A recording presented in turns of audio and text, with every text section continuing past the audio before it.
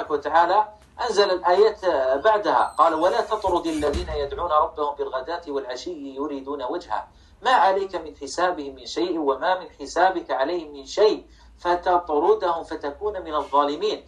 وكذلك فتنا بعضهم ببعض ليقولوا، يعني هؤلاء الكفار، أهؤلاء من الله عليهم من بيننا، يعني نحن سادات العرب، نحن أصحاب الأصل والفصل، كيف يأتي رجل من الحبشة ثم يصبح أفضل منا؟ هذا ليست العبرة عند الله تبارك وتعالى بالحسب.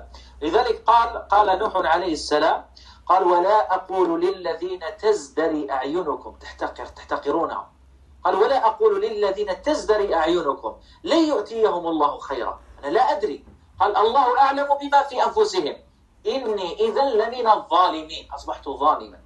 وإذا الإنسان يحذر من قضية التكبر، لا يعلو على عباد الله عز وجل ولا يتكبر.